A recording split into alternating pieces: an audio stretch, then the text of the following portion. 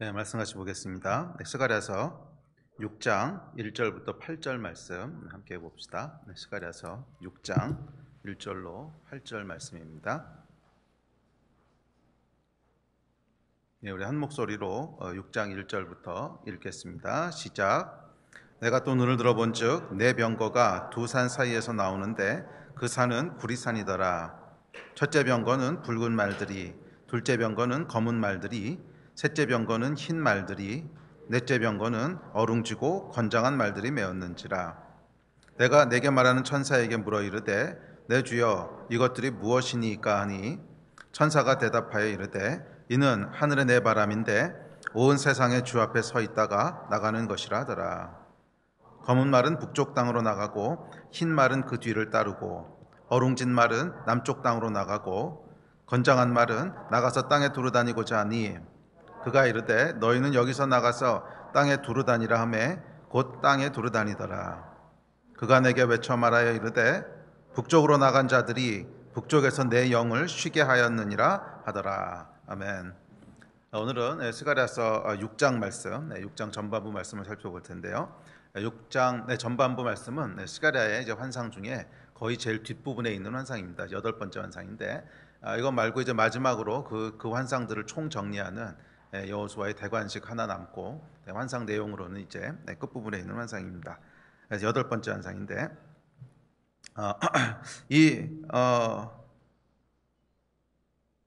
그리고 이 마지막 8번째 환상의 내용은 여러분 방금 읽으셨던 대로 역시 심판에 대한 내용입니다. 그래서 6번째, 7번째 환상에 이어서 8번째 환상 역시 심판에 대한 이야기가 쭉 이어져서 나옵니다. 그래서 8번째 환상은 심판에 대한 3부작의 대미를 장식하는 그런 환상입니다. 그래서 그 심판의 내용들이 조금씩 이렇게 깊어져 가는 것을 보게 되는데, 깊다기보다는 넓어져 가는 것을 보게 되는데, 6번째 그 환상의 내용이 뭐냐면 각 사람의 개인의 죄에 대한 심판. 그래서 이것은 어떻게 보면 심판이라기보다는 우리 삶 가운데서 죄악들을 제거하신 하나님의 은혜지요. 그것을 다루고 있다면, 그 다음에 7번째 환상은 조금 더 구조화된 공동체와 또 사회 속에 있는 죄, 그 문제를 다루고 있고, 마지막 8번째 오늘 환상은 이방인들에게 임하는, 하나님을 대적하는 자들에게 임하는 전 지구적인 글로벌한 그런 이제 심판의 내용을 다루고 있습니다. 그래서 심판의 범위가 조금씩 넓어지는 것을 볼 수 있죠. 그래서 처음엔 개인에서 시작했다가 그 다음엔 공동체로. 그래서 그 7번째 환상 내용 우리 지난번에 다뤘지만 예루살렘을 정결케 하시지만 그러고 나면 구조적인 죄가 바벨론에 가서 다시 또아리를 내리고, 그래서 그 모든 죄악들이 없어진 것이 아니었죠. 제거된 것이 아니라 그냥 부분적으로 정결케 될 수밖에 없는 그런 한계를 얘기했다면, 오늘 8번째 환상의 내용은 마지막 때 하나님께서 모든 하나님을 대적하는 세력들을 다 심판하시는 그 내용들을 다루고 있습니다. 그래서 완전히 악을 다 제거하시는, 그래서 이 땅을 온전히 거룩한 하나님의 나라가 되게 하시는 그 심판에 대한 이야기를 다루고 있습니다. 그래서 스가랴의 8가지 환상을 다시 한번 우리가 리뷰해 보면서 8가지 환상의 내용들을 한번 정리해 보려고 하는데, 이 8가지 환상은요 성경 전체의 큰 주제를 처음부터 쭉 한 흐름 가운데 이야기하고 있습니다. 성경의 내용이 어떻게 진행되는 것이냐면, 하나님께서 우리를 구원하시고 회복하기 원하시는 결정을 하시지요. 타락한 인간에게 처음으로 하나님께서 구원에 대한 말씀을 하시면서 결국 하나님께서 이 죄 문제를 죄를 제거하실 것이고, 결국 하나님께서 원래 인간에게 주시고자 했던 그 놀라운 축복과 그 하나님의 모든 계획들을 다 완성하시겠다고 하는 결정을 하십니다. 그래서 스가랴의 처음 3가지 환상은 그것에 대한 환상입니다. 하나님께서 예루살렘을 다시 회복시키실 것이고, 그 가운데 하나님의 영광을 다시 회복시키실 것이고, 그 가운데 하나님의 임재를 다시 회복시키셔서 하나님의 백성을 향한 하나님의 선한 계획이 온전히 이루어지도록 하시겠다라고 하는 소망과 비전에 대한 환상이 첫 번째 3가지 환상이었습니다. 자, 그리고 이어지는 4번째, 5번째, 6번째, 7번째, 8번째까지 쭉쭉 이어지는 내용은, 그렇다면 어떻게 하나님께서 이 계획들을 이루어 가실 수 있는가에 대한 내용을 조금 더 구체적으로 얘기하고 있는데, 그것은 뭐냐 하면 죄 문제를 어떻게 해결할 것인가 하는 거예요. 그래서 하나님의 계획을 방해하고 망가뜨리는 존재가 있는데 그게 죄라는 거예요. 그래서 하나님께서는 우리에게 놀라운 계획을 가지고 계시고 놀라운 축복을 주기 원하시는데 죄가 그것을 파괴하고 있고 죄가 그것을 가로막고 있는 거죠. 그래서 아담과 하와를 처음에 창조하셨을 때 그 상태는 온전한 상태였고 하나님은 모든 복이 다 부어져 있는 상태였습니다. 그런데 불행하게도 죄가 그 가운데 들어오기 시작했을 때 그 데스티니가 파괴되기 시작하고 데스티니가 지체되기 시작하고 막히기 시작하고 이런 역사들이 일어나죠. 그래서 이어지는 성경 전체의 이야기는 이 죄 문제를 하나님이 어떻게 제거하시는가 하는 것에 대한 얘기입니다. 이 죄 문제를 하나님께서 어떻게 해결하시는가 하는 이야기입니다. 자, 그래서 이 죄 문제를 어떻게 해결해 가십니까? 그런데 이 성경의 이야기는 사실은 성경 전체를 통해서 인류 가운데 있는 죄 문제를 어떻게 제거하고 해결해 가시는가 하는 차원의 이야기이기도 하지만 동시에 우리 각 사람에게 주시는 메시지이기도 합니다. 우리 각 사람을 향해서도 하나님께서 동일하게 큰 계획과 큰 은혜와 데스티니들을 가지고 계신데 우리 삶 가운데 들어와 해결되지 않는 이 죄의 문제들이 우리의 데스티니를 가로막고 있고 우리의 데스티니를 블락하고 있죠. 그래서 하나님의 역사는 저와 여러분의 삶 가운데 저와 여러분을 향한 주의 계획을, 선한 계획을 가로막고 있는 죄 문제를 제거하고 해결해 가시는 이야기입니다. 그게 복음이고 그게 성경이고 그게 하나님의 역사입니다. 그래서 스가랴서에 나오는 이 8가지 환상은 인류 역사 전체에 대한 이야기로 해석할 수도 있지만 우리 각 사람에게 적용되는 하나님의 은혜로 바라볼 수 있습니다. 우리의 삶 가운데 하나님이 무엇을 약속하십니까? 회복과 소망을 약속하십니다. 비록 죄로 말미암아 여러 가지 무너져 있는 상황 가운데 있고 삶도 무너져 있고 내면도 무너져 있고 가정도 무너져 있고 직장도 무너져 있고 많은 것들이 무너져 있습니다. 현대에는 특별히 정신적으로 많이 무너져 있습니다. 특별히 코비드-19 시대가 계속되면서 우리 안에 정신적으로 많은 압박들이 있고 많이 무너져 있고 하여간 우리 삶 가운데 여러 부분들이 무너져 있습니다. 관계가 무너져 있고 가정도 무너져 있고 자녀와의 관계도 껄끄럽고 수많은 것들이 무너져 있는데 하나님께서 주신 소망의 약속은 뭐냐면 이 무너진 것들을 다시 회복시키시겠다는 거예요. 무너진 예루살렘을 다시 세우시겠다는 거예요. 거룩한 하나님의 백성을 다시 일으키시겠다는 거예요. 그래서 다시는 원수의 공격에 무너지지 않도록 불성곽을 거기다 두르시고 그 가운데 하나님의 영광의 임재로 함께 하셔서 우리가 하나님과 영원히 동행하는 이 온전한 축복 가운데 들어가게 하시겠다는 거예요. 그래서 여러분 모든 각 사람을 회복시키고자 하는 것이 하나님의 계획인 줄 믿습니다. 무너진 것들을 다시 일으키시는 것이 하나님의 계획인 줄 믿습니다. 그리고 그 일을 위해서 하나님이 무슨 일을 행하시는가 하는 것이 이제 죄를 제거해가는 네 번째부터 쭉 이어지는 환상의 내용입니다. 자, 그래서 이 죄는 죄가 우리 삶 속에 들어와 있으면 이 하나님의 계획을 막고 또 하나님의 계획을 지체시키는데 그래서 로마서는 이렇게 얘기합니다. 로마서 3장에 보면 시작. 모든 사람이 죄를 범하였음에 하나님의 영광에 이르지 못하더니 이 영광이라고 하는 것은 하나님께서 계획하신 계획을 의미하죠. 그래서 모든 사람이 죄 때문에 하나님이 원래 계획하셨던 그 영광의 수준에 이르지 못하더라는 거예요. 자, 그렇다면 우리가 어떻게 영광의 수준에 영광에 이룰 수 있게 되는가? 로마서 3장 23절에 이어서 24절에 보면 이렇게 그 해답을 얘기합니다. 자, 시작. 그리스도 예수 안에 있는 속량으로 말미암아 하나님의 은혜로 값없이 의롭다 하심을 얻은 자 되었느니라. 그래서 이 죄 문제를 해결하시고 하나님의 영광에 이르게 하신 하나님의 계획의 시작점은 뭐냐면 예수 그리스도의 십자가라는 거예요. 예수 그리스도의 십자가라는 거예요. 우리 돌아오는 그 이제 월요일부터가 고난 주간이지요. 고난 주간이고 이번 주 금요일이 예수님이 십자가 지신 날을 기념하는 날이고 그다음에 돌아오는 주일이 부활 주일입니다. 자, 그런데 이 그러니까 우리 삶 가운데 있는 죄의 문제, 영광에 이르지 못하게 하는 죄의 문제를 해결하는 첫 번째 시발점은 뭐냐면 예수 그리스도의 십자가라는 거예요. 예수 그리스도의 십자가의 은혜로 말미암아 우리의 죄를 사하신다는 거예요. 그것이 이 모든 여정의 시작입니다. 그래서 여러분 성경의 역사도 보면 처음에 이제 창세기에서 하나님이 사람을 창조하시고 근데 불행하게도 죄가 들어오죠. 그리고 이어지는 구약의 역사와 구약의 역사를 지나서 신약의 복음서까지의 역사가 무슨 얘기예요? 예수 그리스도의 십자가에 대한 것이잖아요. 물론 구약은 이제 그 이후에 일어날 그 그 모든 일들을 쭉 예언하고 있긴 하지만 하여간 예수 그리스도의 십자가를 향해서 역사가 쭉 진행됩니다. 성경의 이야기가 쭉 진행돼서 예수 그리스도의 십자가 사건이 이제 신약과 함께 터지게 되죠. 그 일을 통해서 우리 삶 가운데 하나님의 영광에 이르는 여정이 시작됩니다. 그래서 저와 여러분의 모든 영적인 여정의 시작은 뭐냐 하면 십자가의 은혜예요. 우리가 하나님의 십자가의 은혜로 이 일을 시작하지 않으면 그 다음 이야기는 진행되지 않습니다. 은혜가 빠져버리고 나면요, 남는 것은 율법밖에 없고, 은혜가 빠져버리고 나면 남는 것은 종교밖에 없어요. 그래서 하나님께서 진짜로 회복시키고자 하는 하나님 나라의 핵심은 뭐냐 하면 하나님과의 관계예요. 사랑의 관계인데, 이 사랑의 관계는 여러분 은혜가 우리 안에 역사할 때만 발휘돼요. 이 하나님의 크신 은혜와 값없는 은혜로 우리를 다시 구속하시고 우리의 죄를 다 용서하신 것을 우리가 알고 깨닫고 누리게 될 때 비로소 뭐가 나와요? 하나님을 향한 감사가 나오고 하나님을 향한 감격이 나오고, 그랬을 때 비로소 우리가 하나님을 위해서 살고 싶어지고 헌신하고 싶은 마음도 나오고, 예배하고 싶은 마음이 나오고, 이게 다 어디서부터 나오는 거예요? 은혜로부터 나오는 거예요. 그래서 여러분, 우리 신앙생활의 시작점은 뭐냐 하면 은혜입니다. 은혜예요.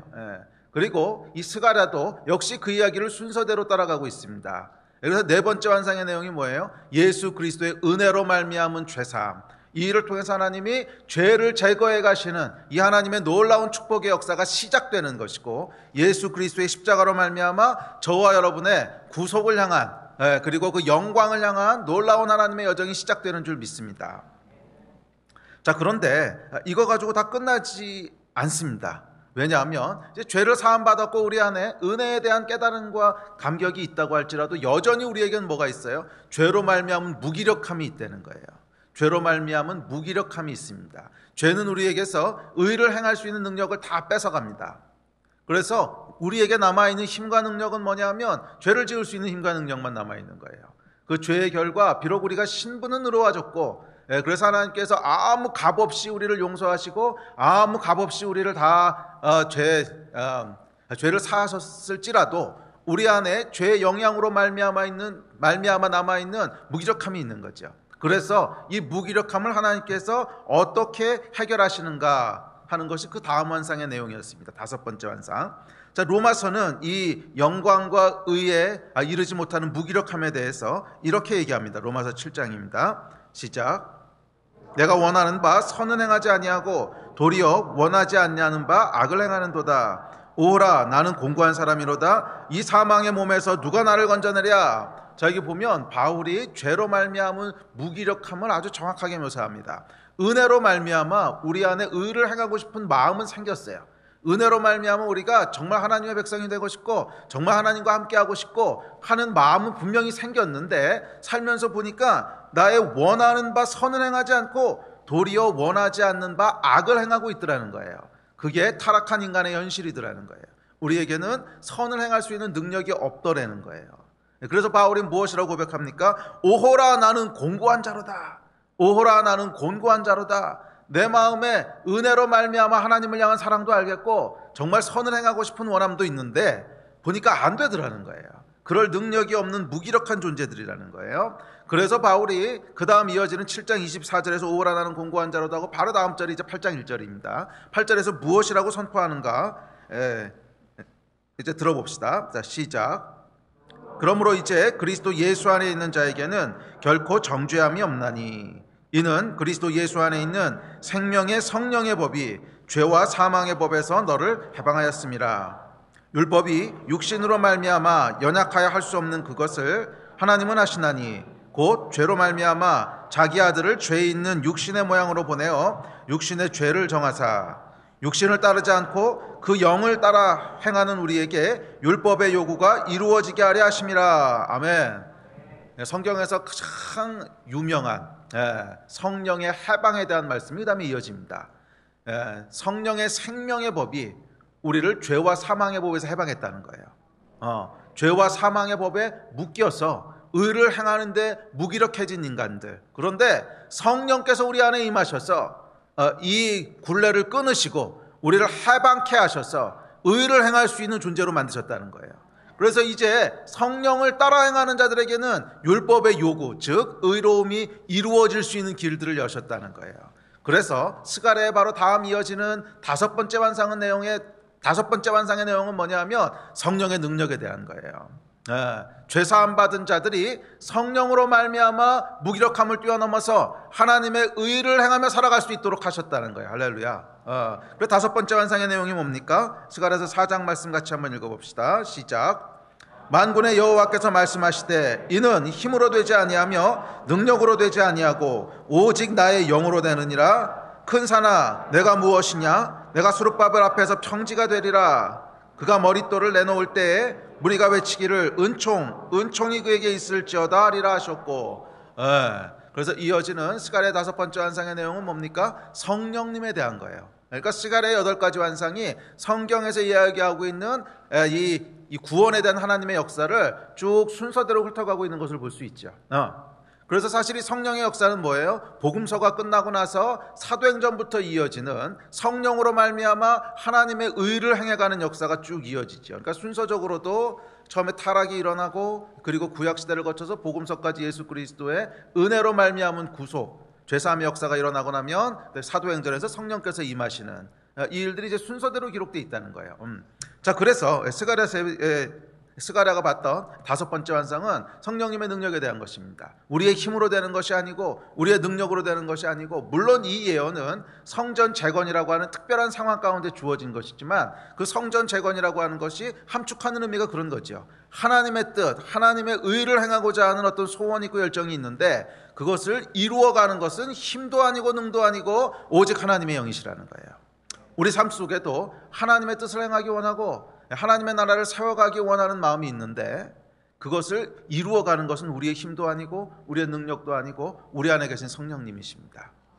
그래서 여러분, 복음은요 결국 우리 안에 거하시는 성령님이세요.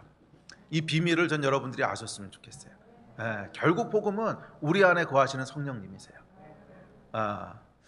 처음에는 그게 이 말 뜻이 무엇인지 애매할 수도 있고 좀 추상적으로 들릴 수도 있는데, 제가 35년 신앙생활하고 나서 보니까 결국 고백하게 되는 건 그거더라고요. 복음은 우리 안에 거하시는 성령님이시구나. 내 안에 거하시는 성령님이시구나. 그게 우리의 힘이고 우리의 유일한 소망이고 또 주님께서 주시는 복된 축복의 가장 핵심인 줄 믿습니다. 자, 이어지는 일곱 번째 완상이 있습니다. 6, 7, 8번째 완상은 사실 하나의 패키지인데 3부작인데 그 내용은 뭐예요? 심판이지요. 그래서 성경도 보면 예수 그리스도로 말미암은 죄사함이 있고 성령으로 말미암은 놀라운 부흥과 그리고 하나님의 역사가 있다면 성경의 결국 마지막은 뭐예요? 요한계시록에서 나오는 심판으로 마무리되죠.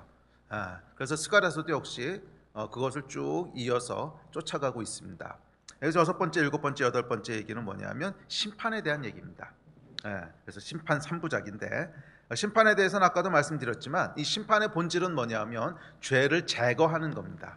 그러니까 심판의 본질은 뭐 저주나 벌을 주는 것이 목적이 아니라 죄를 제거하는 것이 심판입니다. 그게 심판의 본질이에요. 그래서 하나님의 역사는 은혜로 시작되지만 결국 심판으로 완성되는 거예요. 은혜로 말미암아 우리에게 죄 사함을 주십니다. 근데 이것은 죄가 완전히 제거된 게 아니에요. 여전히 우리 삶 가운데 죄가 남아있지만 하나님께서 의롭다라고 칭해 주시는 거예요. 그래서 죄로 말미암은 형벌을 면하게 해주시는 것이지 죄 자체가 제거된 것은 아닙니다. 그렇죠? 예수 믿고 거듭났다고 해서 우리 안에 죄가 전혀 없어집니까? 아니지요. 여전히 죄의 능력들이 우리를 괴롭게 하죠. 그래서 은혜와 칭의라고 하는 것은 죄로 말미암은 형벌을 하나님께서 제거하셨다는 것이지 죄 자체가 없어진 건 아니에요. 그리고 성령의 역사는 죄와 싸워서 우리가 이기고 나갈 수 있는 힘을 주신다는 것이지 죄 자체가 제거된 것이 아니죠. 죄와 싸워서 이길 수 있는 힘을 주신 거죠. 그래서 이 죄가 완전히 제거되는 것은 뭐냐면 결국 심판이라는 거예요. 이 심판을 통해서 하나님께서 죄를 완전히 제거하십니다. 이것은 개인의 삶 속에서도 비슷한 패턴으로 나타납니다. 똑같은 패턴으로 나타나요. 결국 우리가 성령의 능력을 힘입어서 죄와 싸우고 죄를 이겨나가지만 결국 하나님께서 우리 삶 가운데 어떤 특정한 죄의 문제들을 완전히 제거하시는 것은요 사실은 심판을 통해서예요. 심판이라고 하는 것은 내가 원치 않지만 고통스럽고 괴롭고 하는 어떤 그런 사건들을 통해서 결국 하나님께서 우리 삶 가운데 죄를 완전히 제거하시죠. 그래서 고난에는 여러분 신비가 있어요. 고난에는 신비가 있다는 얘기를 여러분 기독교에서 여러 번 들어보셨는데, 고난에 신비가 있다는 말은 뭐냐면 고난을 하나님 허락하심으로 말미암아 우리를 정금처럼 나오게 하세요. 이게 여러분 욥기의 주제잖아요. 이 많은 고난을 통과하고 나니까 정금처럼 나오더라. 정금이라고 하는 게 뭡니까? 이 금을 이제 만들어내는데 금 안에 불순물들이 많이 들어있잖아요. 이게 죄지요. 많은 불순물들이 들어있는데 뜨거운 불을 쫙 통과하면서 불순물들을 쫙 빼내는 거죠. 제거하는 거죠. 그러니까 고난을 통해서 우리 삶 가운데 죄를 제거해 가시는 거예요. 이것이 하나님의 은혜입니다. 그것을 통해서 우리가 완성돼 가는 거예요. 완성돼 가는 거예요. 자, 뿐만 아니라 7번째 완성에서는 무슨 내용을 다룹니까? 우리가 숨쉬고 있는 문화, 구조화되어 있는 죄에 대해서도 크리스찬들은 계속 선한 싸움을 싸워야 되고, 그래서 우리가 속한 공동체 자체가 거룩해지도록 싸워야 된다는 거예요. 교회 공동체 안에서 이런 구조화되고 문화화된 죄들을 제거하고, 우리가 살고 있는 도시에서, 우리가 살고 있는 나라 가운데 구조화되고 조직화되고 있는 죄들을 계속 싸워나가야 한다는 것이 7번째였다면, 자, 이제 드디어 8번째 완성에 다다르게 됩니다. 자, 그래서 이 심판이라고 하는 건 뭐냐면 하나님 나라의 완성에 이르게 하는 거예요. 개인적으로도 그렇고 공동체적으로도 그렇고 한 나라와 국가적으로도, 그리고 글로벌하게 온 우주적으로도 동일해요. 결국 하나님께서 심판이라는 것을 통해서 하나님 나라를 완성에 이르게 하십니다. 죄악된 것들을 제거해 나가시는 거예요. 제거한다고 하는 것은 여러분 결국 고통스러워요. 결국 고통스럽습니다. 왜냐하면 죄하고 우리 자신은 정말 이렇게 한 몸을 이루듯이 밀착되어 있기 때문에 죄를 그냥 내 몸에서 죄만 뚝 떼어내는 것이 불가능하고 우리 몸의 일부를 도려내야 돼요. 죄가 얼마나 우리 안에 깊숙이 들어와 있는지 우리 안에 있는 몸의 일부를 도려내야 되기 때문에 죄를 제거한다고 하는 것은 항상 고통이에요. 개인의 삶 속에서 죄를 제거할 때도 그렇고, 또 나중에 보면 이제 계시록에서 예수님 오시기 직전에 전 우주적인 심판이 행해질 때도 보면 결국 누군가는 도려냄을 당하죠. 결국 누군가는 도려냄을 당하고, 그것을 바라보는 우리의 마음은 아파요. 저 사람들이 저렇게 멸망하고 지옥에 가는 거 그렇게 끝나는가. 아프고, 또 어떨 땐 하나님은 원망도 좀 나오고, 저렇게까지 심판하셔야 되나. 그래서 여러분 항상 심판이라고 하는 것, 죄를 제거하는 것은요 고통스러워요. 우리 안에 아주 깊이 들어와 있어서 그냥 죄만 살짝 뽑아낼 수가 없어요. 우리 삶의 일부를 도려내는 것 같은 아픔이 있어요. 그래서 심판을 좋아하는 사람은 아무도 없습니다. 심판은 아무리 그 결과가 좋은 거라고 얘기를 해도, 심판이 축복입니다 이렇게 얘기를 해도 결국 심판 앞에 서게 되면 싫어요. 싫고 고통스럽고 괴롭고. 그런데 그게 결국 우리 삶 가운데 죄를 제거할 수 있는 유일한 방법이에요. 그래서 하나님께서 태초부터 원래부터 죄를 짓지 말라고 그렇게 말씀하신 거죠. 아담과 하와에게도 절대 따먹지 말라 그러시고, 근데 불행하게도 우리 삶 가운데 죄가 들어오면서 이제 죄를 제거해야 되는 심판에 이르게 됩니다. 자, 어찌됐든지 간에 이 구원의 역사를 완성하는 것, 방점을 찍는 것은 심판입니다. 자, 그래서 이어지는 이제 8번째 완성의 이야기가 이제 시작되는데, 8번째 완성은 아까 말씀드렸듯이 심판 3부작의 가장 마지막으로 모든 민족 가운데, 열국 가운데, 온 땅에 행해지는 심판 이야기를 다루고 있습니다. 그러나 이것은 역시 동시에 우리 삶 가운데 행해지는 심판이기도 해요. 각 사람의 개인에게도 해당되는 심판이에요.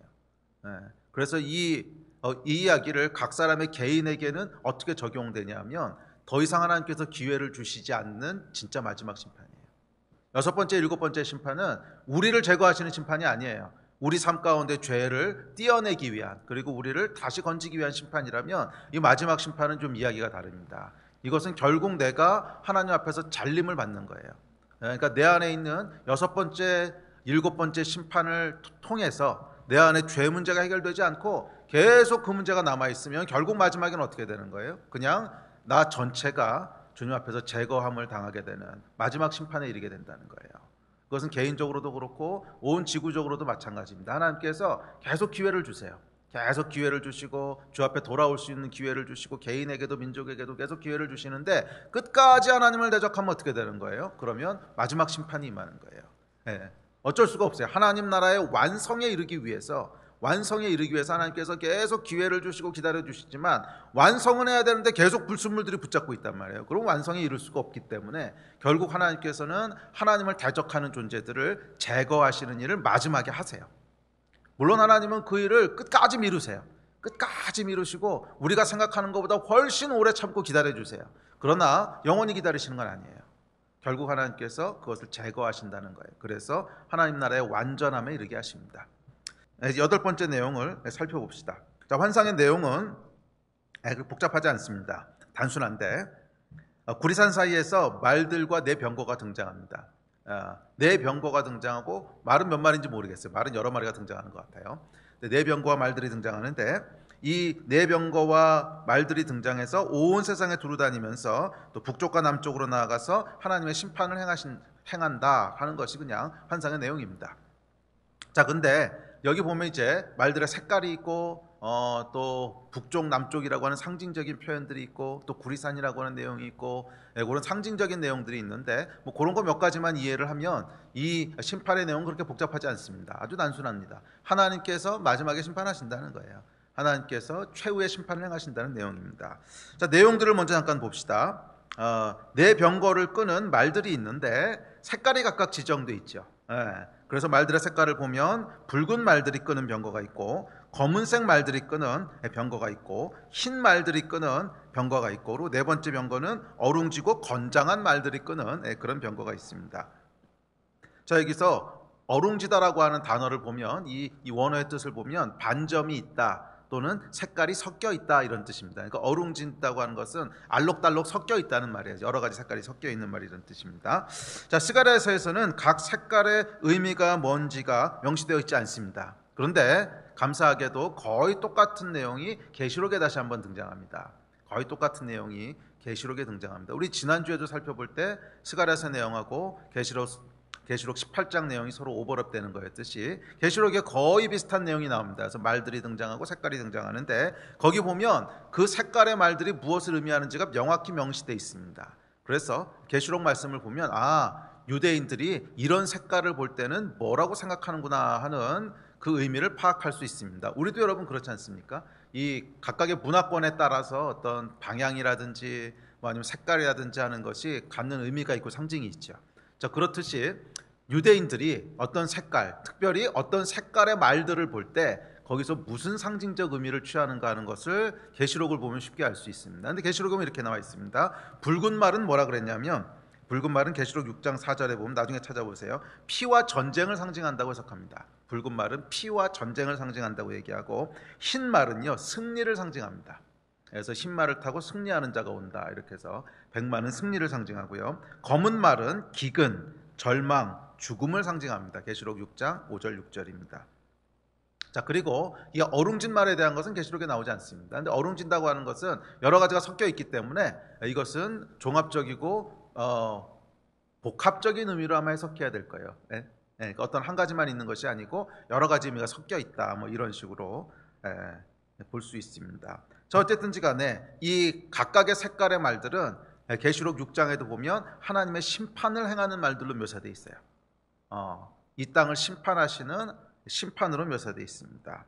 자, 그래서 이 말과 병거에 대해서 스가랴가 묻습니다. 이것이 무엇입니까? 물으니까 천사가 이렇게 대답합니다. 오늘 본문 5절 6절 7절입니다. 시작.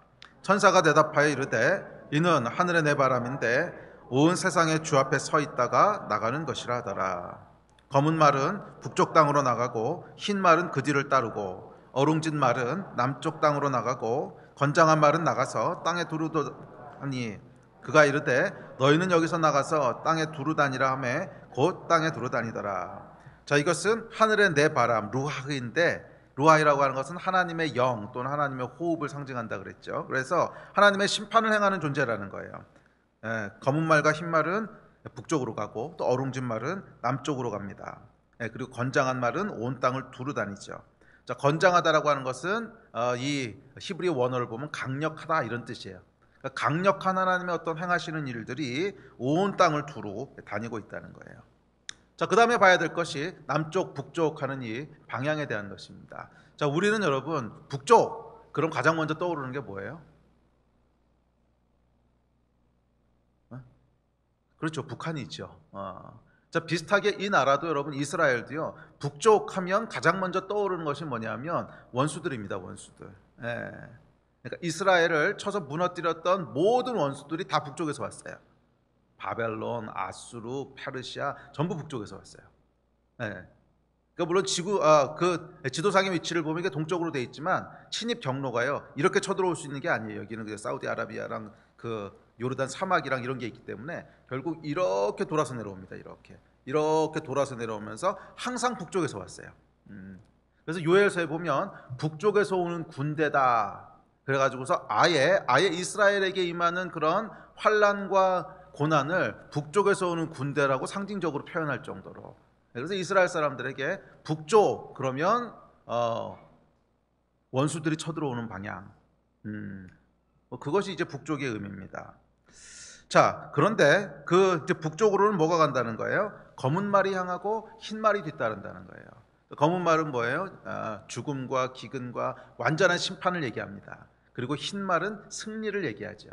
그래서 이 말은 뭐냐면 하나님께서 하나님의 백성들을 대적하는, 그것은 다시 말해 하나님을 대적하는 그 뜻이죠. 하나님의 백성을 대적하는, 하나님을 대적하는 원수들에 대해서 완전한 심판을 행하시고, 그래서 완전한 승리를 쟁취하신다 하는 뜻입니다. 완전한 심판과 완전한 승리를 행하시겠다는 거예요. 자, 반면 남쪽은 무슨 방향이냐면 애굽 방향입니다. 애굽 방향. 그래서 남쪽 그러면 항상 이 사람들에게 그러니까 유대인들에게 남쪽은 어느 방향이에요? 이집트 방향이에요.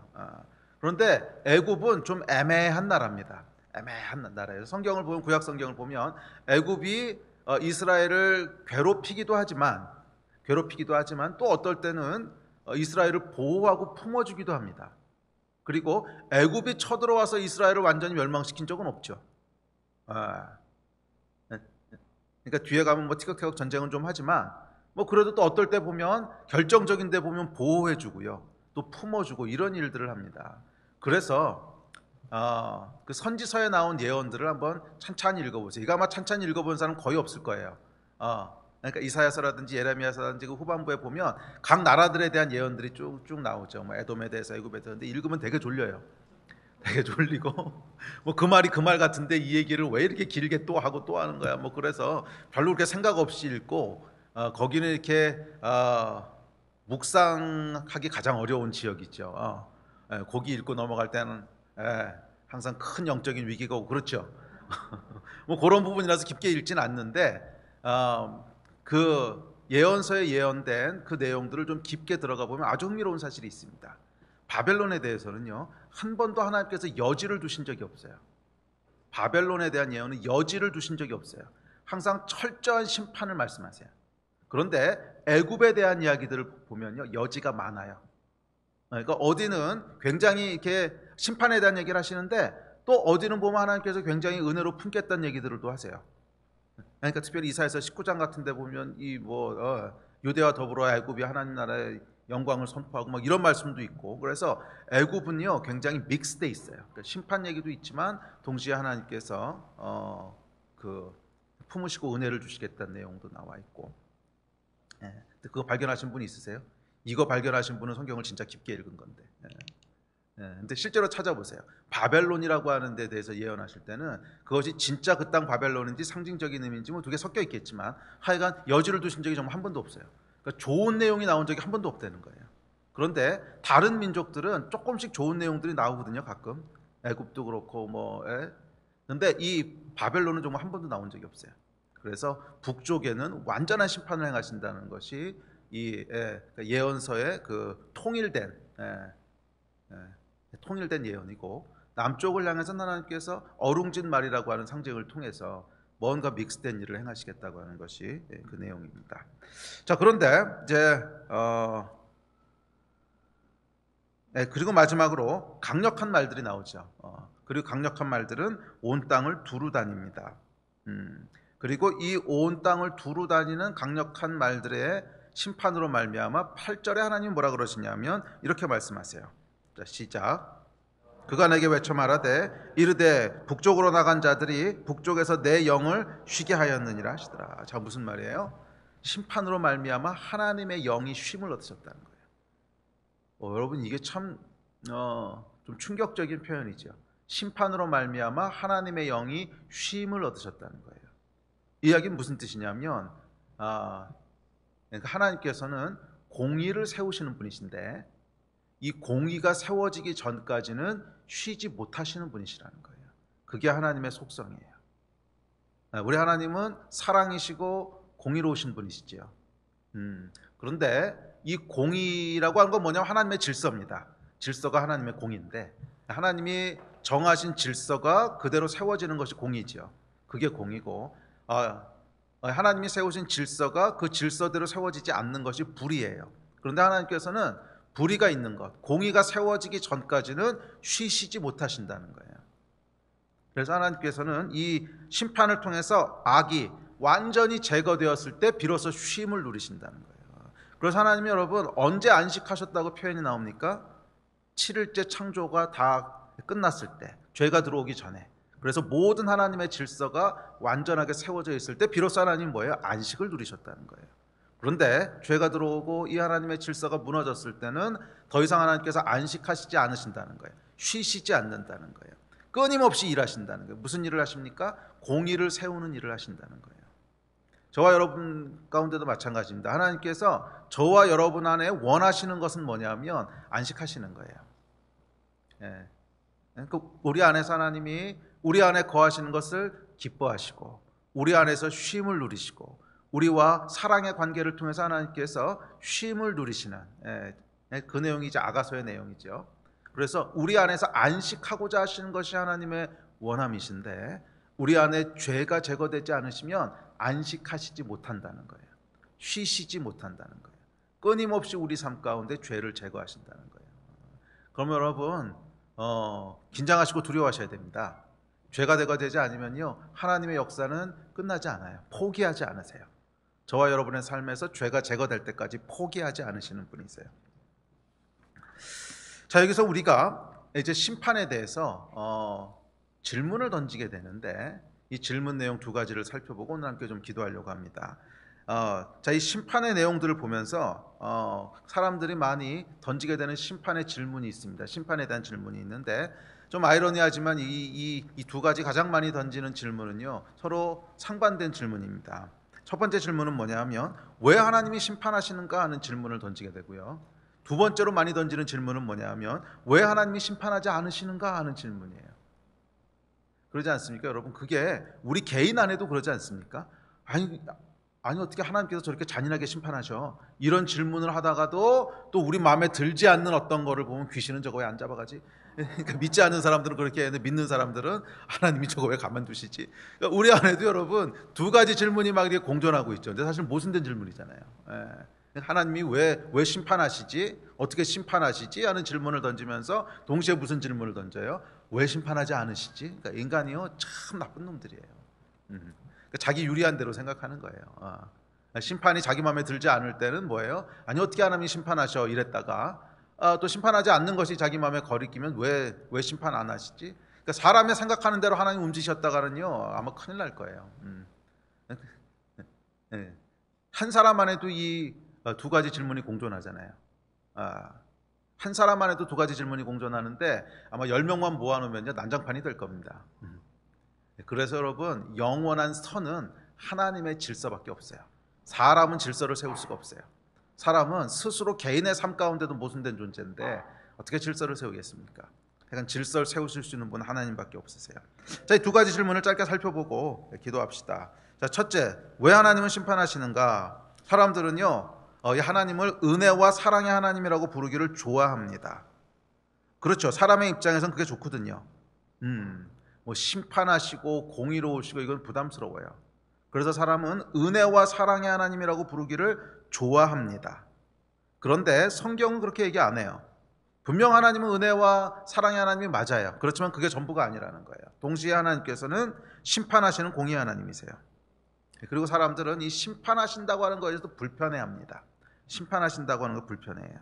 그래서 믿는 자들 중에도 지옥의 존재를 부인하는 사람들이 꽤 많습니다.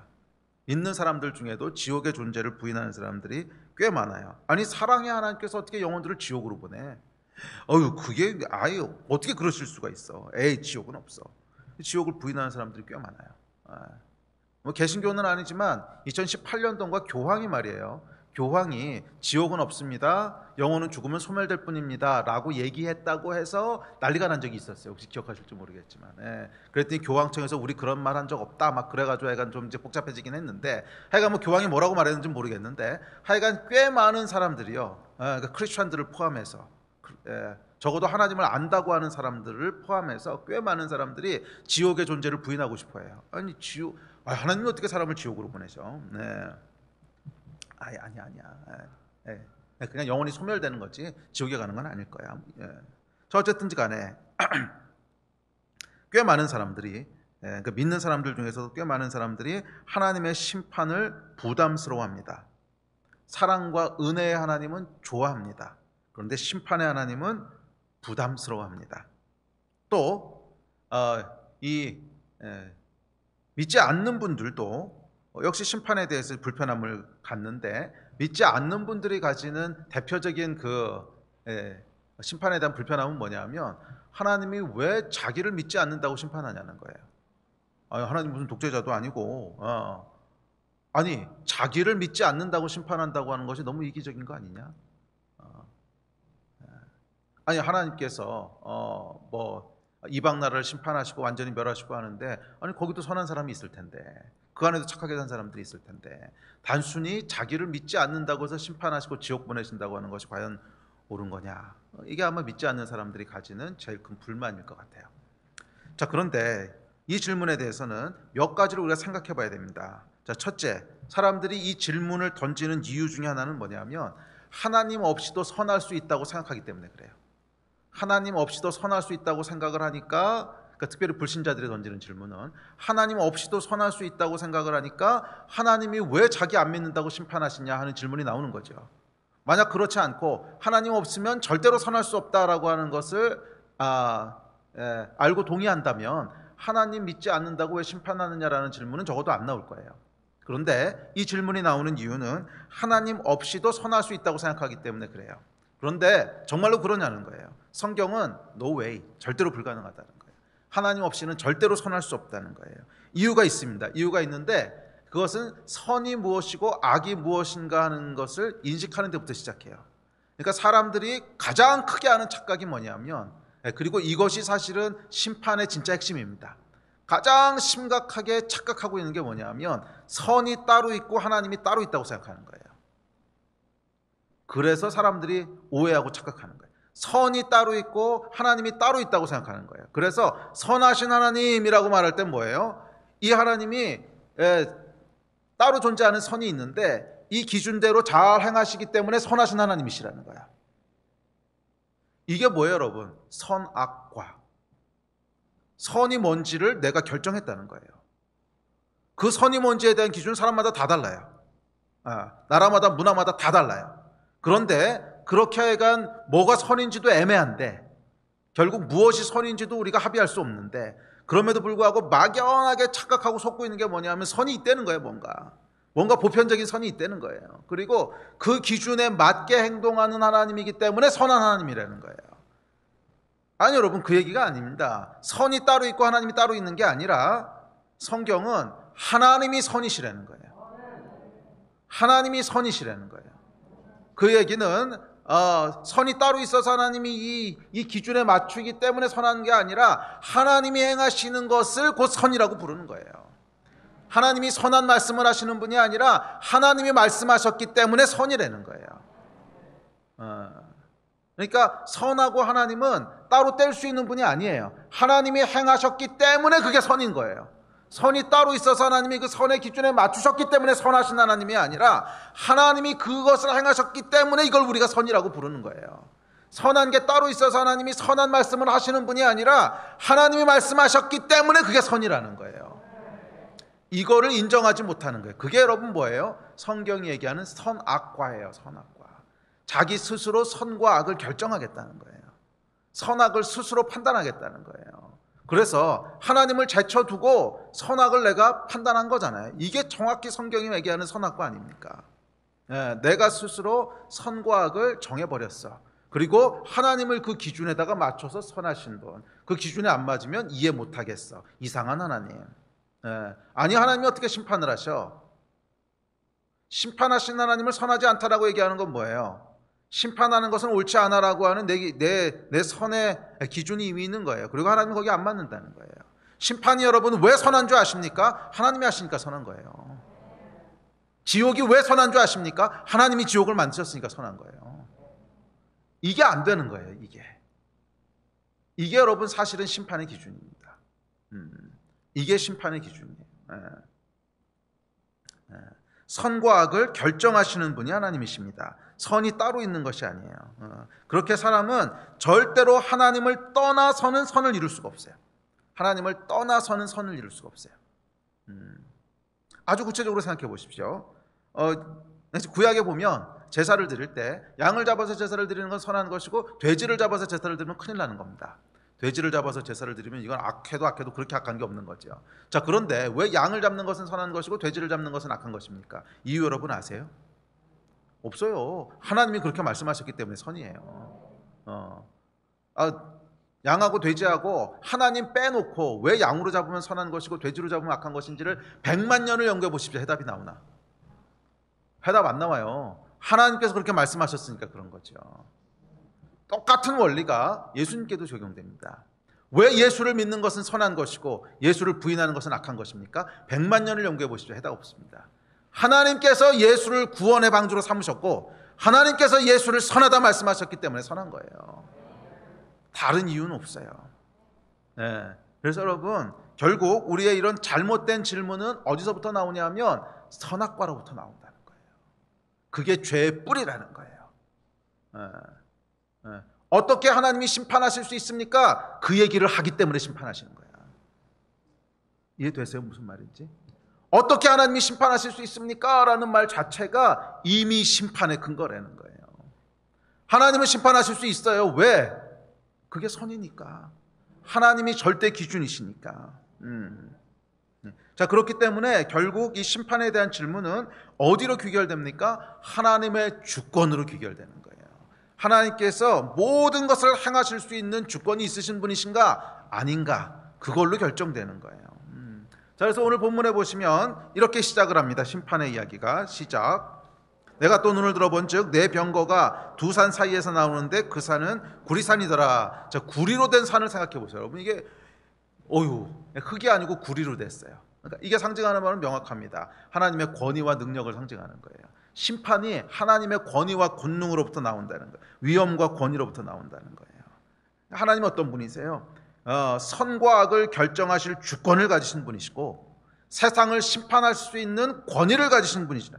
권위라기보다 권리를 가지신 분이세요. 왜? 하나님이 만드셨으니까. 이 세상을 하나님이 만드셨어요. 그래서 성경에 보면 질그릇 비유가 나오잖아요. 그 토기장이가 질그릇을 만들었는데 깨뜨릴 권리가 없겠느냐? 자기가 만든 건데. 하나님이 세상을 창조하셨고 하나님이 저와 여러분을 창조하셨기 때문에 하나님에게는 합당한 권리가 있으시다는 거예요. 세상을 심판하실 권리가 있으시고 자, 그렇기 때문에 이 하나님 심판의 가장 중요한 핵심 기준은 뭐냐면 악한 일을 많이 했기 때문에 심판한다? 아니에요, 여러분. 살인했기 때문에 심판 아니요. 간음했으니까 심판 아니요. 거짓말, 도둑질 물론 그게 포함될 수 있지만 이게 핵심이 아니에요. 하나님이 심판하시는 핵심 중의 핵심은 뭐냐면 하나님의 주권을 인정하지 않기 때문이에요. 하나님의 주권을 인정하지 않기 때문에 그래요. 선악과 때문이라는 거예요.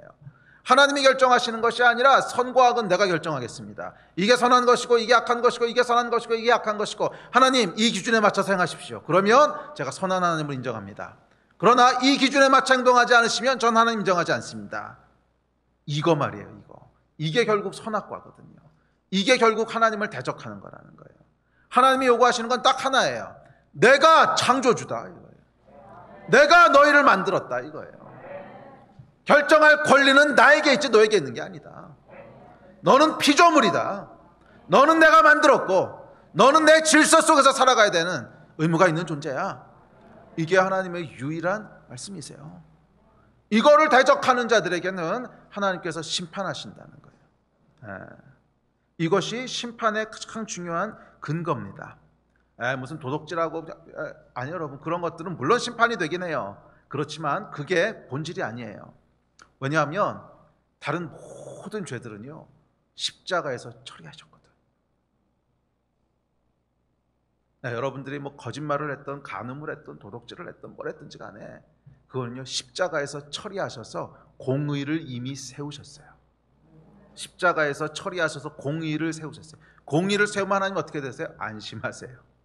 쉼을 얻으세요. 공의가 세워졌기 때문에 더 이상 거기에 대해서는 I don't care, 더 이상 거기에 대해서는 하나님께서 언급하지 않으신다는 거예요. 아무리 흉악한 범죄, 아무리 흉악한 죄를 졌어도 오케이, 내가 십자가에서 이미 그 죄를 다 처리했기 때문에 이미 공의로워. 이미 거기는 내 질서가 세워졌어. 이미 거기는 내 공의가 세워졌어. 그런데 불의한 것이 딱 하나 남아요. 불의한 것이 딱 하나 남는데 그건 뭐냐면 그 하나님의 계획 자체를 부인하는 거예요. 십자가 자체를 부인하는 거예요. 아니요, 하나님, 십자가를 통해서 죄 용서를 받는다고 하는 것 나는 인정하지 못하겠습니다. 내가 죄 문제를 처리해야 된다고 생각하는 방식은 이겁니다. 십자가를 통해서 죄 문제를 처리했다고 하는 하나님의 말씀은 믿지 못하겠습니다. 동의할 수 없습니다. 이 불의함 하나가 남는 거예요. 그래서 여러분, 마지막 심판의 기준은 뭐예요? 너희가 예수를 믿었느냐 이거예요. 그거 말고는 다른 심판이 없는 거예요. 왜 사람들이 아니 하나님을 믿지 않았다고 심판하십니까? 조금 더 정확하게 얘기하면 예수를 믿지 않았다고 심판하는 거예요. 뭐 아무리 하나님을 믿어도 이슬람 같은 경우는 소용없잖아요. 정확히 말하면 예수를 믿지 않았다고 심판하는 것인데, 왜 예수를 믿지 않았다고 심판하느냐? 그것은 예수 자체의 어떤 것도 물론 있지만 그것보다 더 근본적으로는 하나님이 정하신 주권을 반대하는 거예요. 여전히 선악과를 포기하지 않겠다는 거예요. 아니, 구원에 이르려면 선악과가 죄야. 그럼 하나님께서 그 죄를 회개하고 돌이켜야 구원에 이룰 수 있는데, 다른 모든 죄는 하나님께서 다 용서하시겠다고 결정하셨어요. 그런데 여전히 선악과의 문제를 붙잡고 있으면 어떡하겠어요? 여전히 하나님의 주권을 인정하지 않겠다는 거예요. 내가 선과 악을 결정합니다. 죄 사함 받는 방식은 예수의 십자가라고 하는 내가 이해하지도 못할 그런 방식을 통해서는 아니요, 난 동의할 수 없습니다. 죄가 해결되려면 적어도 이러저러 이런 건 있어야죠. 사람마다 다 달라. 그러고는 하나님이 정하신 질서와 주권에 대해서는 동의하지 못해요. 어떻게 십자가를 통해서 죄가 해결됩니까? 이 불의함 하나가 딱 남는 거예요. 십자가가 모든 죄를 다 처리했는데 십자가를 거부하는 죄만은 처리하지 못해요. 하나님의 주권으로 모든 죄를 처리하셨는데 그 하나님의 주권 자체를 부인해버리는 죄에 대해서는 처리할 수 없다는 거예요. 그래서 하나님께서 마지막으로 행하시는 심판이 있습니다. 마지막으로 행하시는 심판인데 그게 뭐냐면 하나님의 주권 자체를 거부하는 자들을 제거하시는 거예요.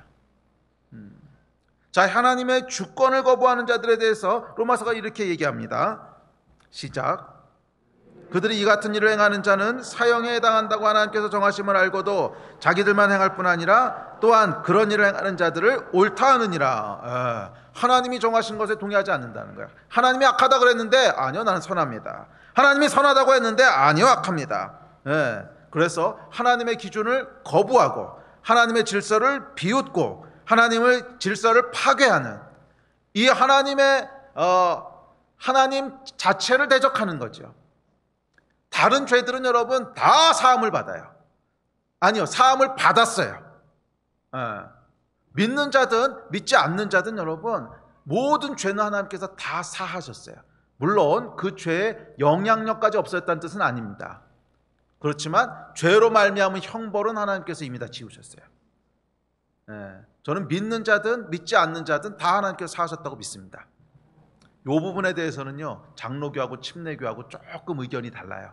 근데 전 큰 상관은 없다고 생각합니다. 어떤 신학자들은 십자가가 믿는 자들의 죄만을 사한 것이다 하는 신학자들이 있고, 또 어떤 신학자들은 아니다, 모든 인류의 죄를 사하신 것이다 이렇게 믿는 신학자들이 있는데, 저는 후자라고 생각을 합니다. 모든 인류의 죄를 사하셨어요. 십자가에서 이미 그러니까 은혜지요. 그런데 사하시지 못하는 죄가 딱 하나 있는 거예요. 그건 뭐예요? 이 하나님의 은혜의 주권 자체를 거부하는 것. 그건 해결할 수 없는 거예요. 그래서 하나님께서 우리에게 요구하시는 선택은요, 사실은 딱 하나예요.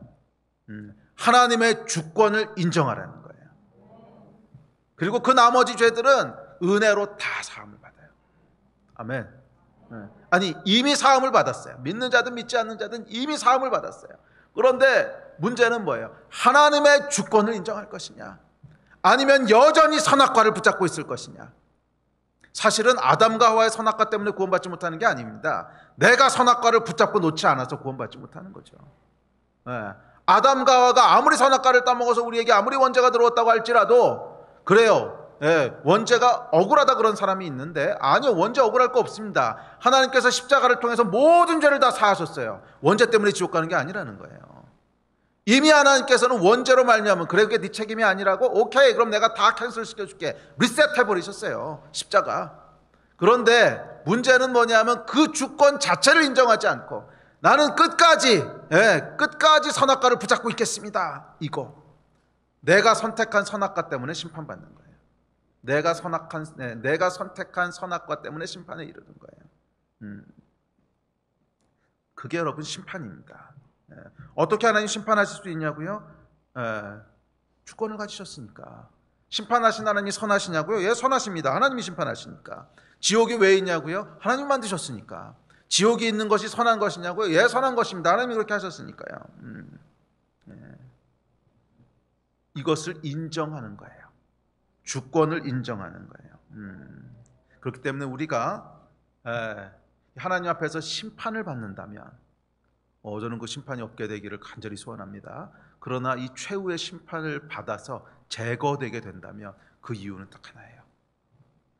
그것은 여러분들이 방탕하게 살았기 때문도 아니고, 간음했기 때문도 아니고, 살인했기 때문도 아니고, 다 아니에요. 이유는 하나님의 주권을 인정하지 않았기 때문에 그래요. 인간 안에 여러분 해결되지 않는 교만이 있습니다. 내가 인생의 주인이고 싶은, 내가 선과 악을 결정하고 싶은, 하나님까지도 내가 규정하고 싶은 이 교만, 이 자아, 이거를 꺾으라는 거예요. 이거를 꺾으라는 거예요. 그게 여러분 복음의 메시지예요. 은혜가 여러분 이것까지 대체해 주진 못해요. 이것은 내가 선택해야 되는 거예요. 이건 내가 선택해야 되는 거예요. 자, 두 번째 질문이 있습니다. 두 번째 질문 간단하게 넘어갑시다. 자, 두 번째 질문 믿는 자들의 질문인데, 왜 심판하지 않느냐는 거예요. 그래서 계시록에 보면 이렇게 얘기합니다. 시작. 큰 소리로 불러 이르되 거룩하고 참되신 대주제여, 땅에 거하는 자들을 심판하여 우리 피를 갚아주지 아니하시기를 어느 때까지 하시려 하나이까 하니. 왜 심판 안 하십니까? 왜 심판 안 하시는 것처럼 보이냐면 하나님의 사랑 때문에 그래요. 기다려주시는 거예요. 기회를 계속 더 주시는 거예요. 또한 이 심판에는 순서가 있습니다. 6번째, 7번째, 8번째. 처음부터 하나님께서 당신을 거부하는 자들을 다 잘라내시는 게 아니에요. 죄인들이 돌아오기를 기다리시는 거죠. 그 전에 하나님께서 뭘 하시냐면 6번째와 7번째 심판은 먼저 행하세요. 6번째, 7번째 환상이 뭐였어요? 우리 각 사람의 개인의 삶 가운데, 또 우리가 속한 공동체 가운데. 그래서 여러분, 세상을 심판하시기 전에 하나님께서 먼저 하시는 것은 하나님의 백성들을 심판하시는 거예요. 물론 그 심판은 영원한 저주가 아니라 우리를 거룩하게 하시는 거죠. 그래서 세상 가운데 이해되지 않는 일이 있다면, 또는 내 개인의 삶 가운데 억울하다고 생각되는 일이 있다면, 아니 하나님, 나는 이렇게 신실하게 하나님 섬겼는데 왜 나를 못 살게 구는 저놈은 가만두십니까? 이런 마음들 여러분 혹시 있으세요? 있을 거예요. 저도 많아요, 그런 마음들. 분명히 내가 하나님을 이렇게 하고 있는데 저놈은 아주 나쁜 놈인데 저거 왜 하나님이 가만두시지? 하는 마음들이 있으시다면 가만두시는 이유가 있습니다. 그것은 아직 나에 대한 문제가 해결 안 됐기 때문에 그런 거예요. 6번째, 7번째 환상의 내용이 이루어지지 않은 거예요. 아직 나에 대한 문제가 해결되지 않은 거예요. 아직 내 안에 하나님께서 제거하셔야 될 죄가 있는 거예요. 그게 해결되지 않는 한 밖에 있는 문제가 먼저 해결되진 않아요. 영원한 영적인 원리입니다. 우리 안에, 내 안에 있는 문제가 먼저 해결되지 않으면 내 주변에 밖에 있는 문제가 해결되진 않습니다. 그게 하나님께서 행하시는 순서고 방식이에요. 그래서 교회가 만약에 세상을 바라보면서 이 세상에 왜 저런 불의함이 있습니까? 라고 얘기한다면 그것은 스스로의 얼굴에 침 뱉는 거예요. 그것은 우리 안에 해결되지 않은 문제가 있기 때문에 그 죄가 존재하는 거예요. 하나님의 백성 안에 해결되지 않은 문제가 있기 때문에 아직 세상에 죄 문제가 남아있는 거예요. 만약에 여러분 교회 안에 온전한 하나님의 그 계획이 다 이루어지고 죄 문제가 해결되게 된다면 그때는 하나님께서 세상에 있는 죄들을 처리하실 거예요. 그게 순서예요. 그러면 여러분 왜 심판하지 않으십니까? 라고 하는 불편함과 억울함이 있으시다면 우리 자신을 먼저 돌아봅시다. 우리 안에 하나님께서 해결하지 않으신 문제들은 없는가? 아직 해결되지 않고 있는 문제는 없는가? 그 문제가 먼저 해결될 때 우리 밖에 있는 문제를 하나님께서 심판하실 줄 믿습니다. 하나님께서는 은혜로 모든 죄 문제를 해결하셨습니다. 그렇기 때문에 심판의 이야기를 들을 때 우리가 두려워해야 될 것은 내가 지었던 어떤 거짓말하고 간음하고 했던 죄가 아닙니다. 죄가 아니라고 얘기하기에 조금 어폐가 있는데 사실은 그 죄를 왜 저질렀나 하는 걸 좀 더 깊게 들여다봐야 돼요. 그것은 하나님을 무시했기 때문에 저지른 거죠. 하나님의 주권을 동의하지 않았기 때문이죠. 사실 그게 본질이라는 거예요. 그래서 우리 안에 심판의 문제가 왔을 때 가장 먼저 우리가 기도하고 고민하고 고백해야 될 것은 하나님의 주권을 인정하는 것입니다. 예, 하나님은 하나님이십니다.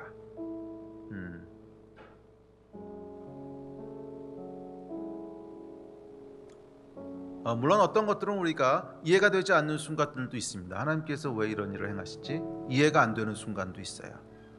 그래서 하나님 요구하시는 건 뭐냐면 이해가 아니고 순복하라는 거예요. 주권이라고 하는 것은 이해하는 게 아니고 순복할 때 발휘되는 것입니다.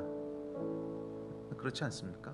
주권이 있다고 하는 것은 그 주권이 하나님께 있으십니다 라고 하는 얘기는 이해가 되든지 되지 않든지 하나님이 말씀하시면 아멘이란 뜻 아닙니까? 이해가 되면 내가 아멘하고 따라가고 이해가 되지 않으면 안 가겠습니다. 이건 주권을 인정 안 하는 거죠. 그것은 내가 주권을 갖고 있다는 뜻입니다. 주권은 뭐냐면 하나님께서 말씀하신 것이 곧 진리고 하나님께서 말씀하신 것이 곧 선이고 하나님께서 말씀하신 것이 곧 공입니다. 내가 이해가 되든지 이해가 되지 않든지 간에 나는 하나님의 주권에 순복합니다. 이게 하나님의 백성에게 요구하시는 것입니다. 그리고 하나님께서는 모든 민족과 모든 인류가 이 하나님의 주권을 인정하고 돌아오기를 기다리십니다. 왜냐하면 그래야만 그 질서 속에서 온전한 하나님의 풍요로움이 누려질 수 있기 때문에 그래요. 하나님의 질서에 순복하지 않는 사람들과 함께 하나님 나라를 세워가실 수는 없어요. 이 하나님이 창조하신 피조 세계에 유일한 하나님의 나라가 세워지는 길은 하나님의 주권을 인정하는 존재들만으로 세워지는 나라인 거예요. 하나님의 주권 자체를 인정하지 않는 그 존재들과 함께 하나님의 나라가 세워질 수는 없어요. 그 나라는 하나님이 쉬실 수가 없어요. 공의가 세워지지 않기 때문에. 그래서 하나님께서는 기다리고 또 기다리시지만 언젠가는 제거하십니다. 언젠가는 하나님을 대적하는 존재들을 제거하세요. 이 하나님께서 제거하실 때 제거되지 않는 여러분 되셨으면 좋겠습니다. 우리 개인의 삶도 마찬가지예요. 끝까지 하나님의 주권을 인정하지 않으면 우리 삶 가운데 죄만 떼어내는 것이 아니라 우리 자체가 떼어냄을 당할 수도 있어요. 주의 주권 앞에 여러분 겸손하게 순복합시다. 우리 하나님은 우리가 이해할 수 있는 분도 아니고 우리가 논쟁할 수 있는 분도 아니고 우리 하나님은 우리가 그냥 엎드려야 되는 존재예요. 우리를 지으신 분이세요. 영광과 위엄과 권위와 주권 가운데 계신 분이세요. 이 하나님 앞에 순복하고 엎드릴 때 오히려 심판은 우리를 향한 하나님의 큰 축복이 될 줄 믿습니다. 우리 기도하실 때 좀 마음의 중심으로부터 주권을 좀 고백하면서 기도합시다. 이 하나님이 말씀하신 것이 선입니다.